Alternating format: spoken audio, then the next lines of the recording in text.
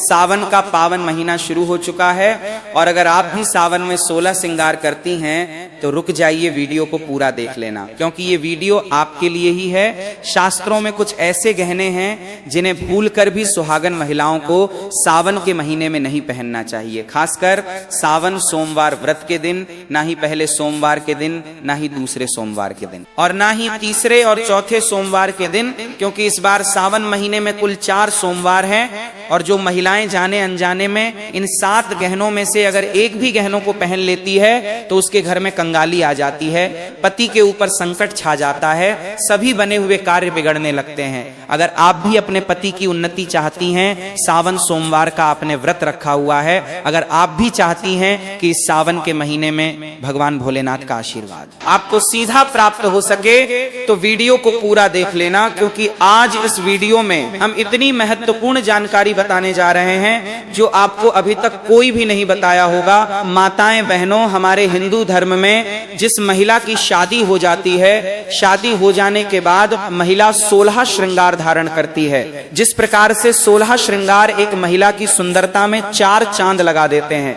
इस प्रकार सावन के महीने में पति द्वारा लाई हुई एक चीज महिला जाने अनजाने में पहन लेती है, जिसका उसे अंदाजा तक नहीं होता है कि इसका क्या परिणाम भुगतना पड़ सकता है। तो आज हम आपको बिल्कुल ही सतर्क करने वाले हैं, क्योंकि ये सावन का महीना बहुत ही खास है भक्तों। सावन के इस अत्यंत पावन, अलौकिक और दिव्य महीने में जो भी सुहागिन स्त्रियां शास्त्रों में बताए गए इन कठोर नियमों का पालन नहीं करती हैं तो उन्हें सुहागिन होने का माता पार्वती जी कभी भी अखंड सौभाग्य का वरदान नहीं देती हैं। सावन के इन पवित्र दिनों में जो स्त्री जाने अनजाने में भी 3 भयंकर पाप कर बैठती हैं तो वो समय से पहले ही विधवा हो जाती है। इसलिए यदि आपको अपने जीवन में सदैव अखंड सौभाग्यवती बने रहना है और अपने पति के प्राणों की रक्षा करनी है तो सावन के इस पावन महीने में ये विशेष काम जरूर करें। साथ ही जो सुहागिन स्त्रियां सावन के दिनों में 2 विशेष चीजें श्रद्धा पूर्वक दान कर देती हैं तो उन्हें पूरे 30 दिनों तक और सावन के सभी सोमवार व्रतों का विशेष दिव्य लाभ प्राप्त होता है और फिर कभी भी कोई स्त्री अकाल वैधव्य का शिकार नहीं होती है। भक्तों, सावन के इस पवित्र महीने में आपकी एक छोटी सी लापरवाही या अनजाने में हुई गलती आपके हंसते खेलते सुहाग को सीधे मृत्यु के मुंह में धकेल सकती है, क्योंकि हमारे सनातन शास्त्रों में साफ साफ लिखा गया है कि जो महिलाएं सावन के इन पवित्र दिनों में 5 विशेष गहने अपने शरीर से उतारने की बहुत बड़ी भूल करती हैं, उनके पति की आयु दिन प्रतिदिन कम होने लगती है और पत्नी के जीवित रहते ही पति की अकाल मृत्यु का घोर संकट बनकर मंडराने लगता है। आज हम इस पूरी नई स्क्रिप्ट में उन्हीं 5 अति अनिवार्य गहनों और सावन के उन कठोर नियमों के बारे में विस्तार से चर्चा करेंगे, जिन्हें हर शादीशुदा महिला को अपने अंतिम सांस तक पूरी निष्ठा के साथ निभाना चाहिए। इस पूरी जानकारी को अंत तक बिना छोड़े देखिएगा, क्योंकि ये जानकारी बहुत ही कम लोग आपको बताए होंगे, क्योंकि ये शास्त्र द्वारा बताई हुई एक गुप्त जानकारी है जो हर किसी को मालूम नहीं होती है। इसलिए वीडियो को पूरा देखें, क्योंकि आपकी आज की एक छोटी सी असावधानी आपकी मांग के सिंदूर को पल भर में उजाड़ सकती है। सावन की अलौकिक हरियाली और हरी कांच की चूड़ियों का सबसे बड़ा महारहस्य, क्योंकि जैसे ही सावन का महीना प्रारंभ होता है सभी महिलाएं हाथों में हरी चूड़ियां पहनना प्रारंभ कर देती हैं। कोई बाजार से खरीद कर लाते हैं, कोई उनके पति उनको ला कर देते हैं, तो कोई उन्हें गिफ्ट के तौर पे दे देता है, लेकिन महीना ही नहीं जानती है इसके पीछे क्या कारण है। माताएं बहनों, बिल्कुल ही कान खोलकर सुन लो। जब सावन की पहली शीतल फुहार इस तपती हुई धरती पर गिरती है तो मानो संपूर्ण ब्रह्मांड एक अद्भुत आनंद और उमंग से झूम उठता है। चारों ओर पेड़ पौधे एक नया जीवन पाकर हरी चादर ओढ़ लेते हैं। प्रकृति अपने सौंदर्य की चरम सीमा पर पहुंच जाती है और हरियाली की एक ऐसी अलौकिक लहर दौड़ती है जिससे पूरा जगमग संसार तृप्त हो जाता है। आकाश में काले घने बादल छा जाते हैं, ठंडी शीतल हवाएं चलने लगती हैं और नदियों तथा तालाबों में जल का नया जीवन बहने लगता है। सावन के इन्हीं बरसते बादलों के बीच हमारी सनातन संस्कृति का सबसे खूबसूरत, पवित्र और उमंग से भरा त्योहार आता है, जिसे हम सब हरियाली तीज के नाम से जानते हैं। ये समय प्रकृति के उत्सव का समय होता है। जब पूरी धरती हरी भरी हो जाती है तो देवों के देव महादेव और जगत जननी माता पार्वती की असीम कृपा प्राप्त करने के लिए सुहागन स्त्रियों को भी पूरी तरह से प्रकृति के इस पावन हरे रंग में ढल जाना चाहिए। सावन के इन पूरे 30 दिनों में सुहागन महिलाओं को अपने दोनों हाथों में हरी कांच की चूड़ियां अनिवार्य रूप से पहननी चाहिए, क्योंकि ये हरा रंग केवल कोई सामान्य रंग नहीं है, बल्कि ये आपके सौभाग्य, आपकी सुख समृद्धि, आपके वंश की वृद्धि और आपके वैवाहिक जीवन की खुशहाली का सबसे बड़ा और शक्तिशाली प्रतीक माना गया है। इस पावन महीने में जब भी आप अपने घर की चौखट से बाहर कदम निकालें, चाहे आप बाजार जा रही हो, घर का राशन लेने जा रही हो, कपड़ों की खरीदारी करने जा रही हो या सावन का उत्सव मनाने अपने मायके जा रही हो, आपके शरीर पर हरी साड़ी या एक सुंदर हरा सूट जरूर होना चाहिए। जब एक सुहागिन स्त्री पूरे मन से हरे वस्त्र धारण करके और अपने हाथों में हरी चूड़ियों को खनकाती हुई गलियों से गुजरती है तो उसके शरीर से निकलने वाली दिव्य सकारात्मक ऊर्जा उसके आसपास मौजूद हर प्रकार की नकारात्मक ऊर्जा, बुरी नजर और ऊपरी बाधाओं को स्वतः ही नष्ट कर देती है। शास्त्रों के अनुसार हरा रंग बुध ग्रह और प्रकृति दोनों में संतुलन स्थापित करता है, जिससे पति के व्यापार और जीवन में कभी धन की कमी नहीं होती। सावन सोमवार के दिन इस नियम का महत्व 1000 गुना और बढ़ जाता है, क्योंकि ये दिन सीधे शिव और शक्ति के मिलन का प्रतीक है। इस दिन सुबह सुबह उठकर पवित्र स्नान करके पूर्ण 16 श्रृंगार करने वाली, गले में हार पहनने वाली और माथे पर लाल व हरी बिंदी का संगम सजाकर देवी पार्वती के सामने आत्मसमर्पण करने वाली महिला को माता गौरी अमर सुहाग का वरदान देती हैं, जिससे यमराज भी उनके पति की सुहाग डोर को छूने से कांपते हैं। इसलिए कभी भी सावन में सादा रहना या श्रृंगार न करना सीधे दरिद्रता को बुलावा देना है। माता पार्वती स्वयं सावन में ऐसा मनमोहक रूप धारण करती है कि स्वयं योगीराज महादेव भी मंत्रमुग्ध हो जाते हैं। अब बात करते हैं उन 5 अनिवार्य गहनों की जो पति की लंबी उम्र तय करते हैं। पहला गहना है आपका पवित्र मंगल सूत्र, जिसे सावन के दिनों में भूलकर भी गले से अलग नहीं करना चाहिए। यदि सफाई या किसी मजबूरी में इसे उतारना भी पड़े तो गले में तुरंत एक पवित्र काला धागा या माला डाल लें, ताकि गला एक क्षण के लिए भी सूना ना रहे, क्योंकि सूना गला सावन में शुभ नहीं माना जाता और इससे पति की कुंडली में राहु केतु का दोष पैदा होता है, जो उनकी आयु घटाता है। दूसरा गहना है आपके पैरों की चांदी की बिछियां, जो महिला के स्वास्थ्य के साथ साथ पति के जीवन के सभी संकटों को अपने ऊपर सोख लेती है। बिना बिछियां के नंगे पैर घूमने से घर से लक्ष्मी रूठ जाती है और पति का काम धंधा पूरी तरह ठप हो जाता है। तीसरा गहना है माथे का लंबा और चमकता हुआ लाल सिंदूर, जो पति के आत्म सम्मान का प्रतीक है। चौथा गहना है दोनों हाथों की हरी लाल कांच की चूड़ियां और 5वां गहना है पैरों की छनकाती हुई चांदी की पायल, जिसकी आवाज से घर के वास्तु दोष दूर भागते हैं। ये 5 सुहाग चिन्ह सावन के पूरे 30 दिन शरीर पर सजे होने चाहिए। इनमें से एक भी गहना गायब रहना पति के जीवन से खिलवाड़ माना जाता है। इसके साथ ही श्रृंगार का सबसे कठोर नियम यह है कि एक सुहागिन स्त्री को अपना इस्तेमाल किया हुआ सिंदूर, चूड़ी, बिंदी, लिपस्टिक, काजल या पहने हुए कपड़े किसी भी अन्य पराई स्त्री को कभी भी इस्तेमाल या दान में नहीं देने चाहिए, क्योंकि अपना पहना हुआ श्रृंगार दूसरों को देने से पति का प्यार और सम्मान आपसे दूर होने लगता है और वे दूसरों के प्रभाव में आ सकते हैं। आपका 16 श्रृंगार केवल व्यक्तिगत संपत्ति नहीं, बल्कि पति के प्राणों की रक्षा करने वाला एक अभेद्य आध्यात्मिक कवच होता है। पराई स्त्री को अपना उतरा हुआ श्रृंगार देना अपने हंसते खेलते गृहस्थ जीवन में अपने ही हाथों आग लगाने जैसा भयंकर पाप है। यदि सावन में दान करने की तीव्र इच्छा हो तो बाजार से खरीदी गई बिल्कुल नई सुहाग सामग्री ही किसी सौभाग्यवती महिला को आदरपूर्वक भेंट करें। जब आप ऐसा नया सामान खरीद कर दान करती हैं तो माता पार्वती अत्यंत प्रसन्न होकर पति के सारे मृत्यु योगों को काट देती है।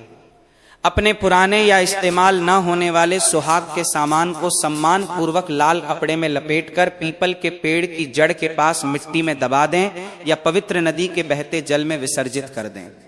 इसे कचरे में फेंकना या किसी बाहरी स्त्री को देना महापाप है। पति द्वारा दिया गया प्रेम रूपी आभूषण आपकी जिंदगी की सबसे अनमोल धरोहर है, जिसे मरते दम तक संभाल कर रखना चाहिए।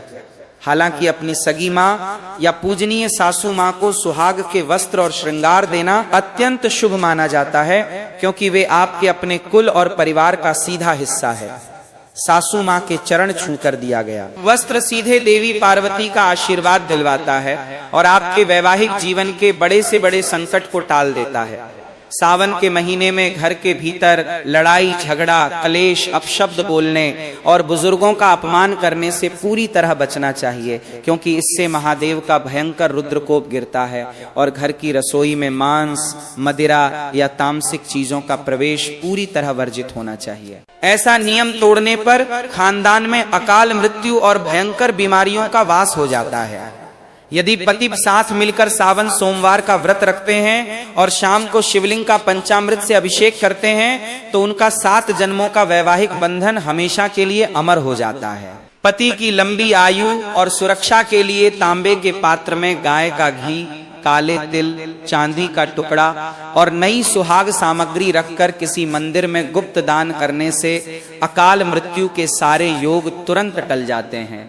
पति के मन में अटूट प्रेम जगाने का पहला अचूक उपाय यह है कि सावन में 2 साबुत हरी इलायची अपने दांतों के बीच दबाकर माता पार्वती का स्मरण करते हुए पति का नाम 11 बार लें। फिर उसे धूप में सुखाकर उनकी चाय या मीठे में मिलाकर खिला दें। इस सात्विक उपाय से भटका हुआ पति भी आपके वश में होकर जीवन भर अगाध प्रेम करता है। दूसरा उपाय यह है कि सावन सोमवार को शिवलिंग पर चढ़ाए गए शुद्ध शहद की बिंदी रोज रात में पति के सोते समय उनके माथे या तकिए पर लगाएं। इससे उनका उग्र क्रोध, चिड़चिड़ापन और अहंकार हमेशा के लिए शांत हो जाएगा और वे आपके प्रति पूरी तरह समर्पित रहेंगे। तीसरा उपाय यह है कि शनिवार की रात लौंग और कपूर का गुप्त उपाय करके अपने दाम्पत्य जीवन की हर कड़वाहट को समाप्त करें। इन सभी नियमों का निष्ठापूर्वक पालन करने से आपके घर में सदैव अखंड सौभाग्य, सुख, शांति और असीम समृद्धि का वास बना रहता है। चौथा महाउपाय आपके पति के दिल में आपके प्रति सम्मान और अटूट निष्ठा जगाने का सबसे अचूक और सात्विक टोटका है। यदि आपके पति आपके मायके वालों की बिल्कुल इज्जत नहीं करते, हर छोटी बात पर आपके साथ गाली गलौज करते हैं या अपने घर वालों के बहकावे में आकर आपको मानसिक रूप से प्रताड़ित करते हैं, तो सावन के किसी भी शनिवार की काली रात को एक छोटा सा गुप्त उपाय करें।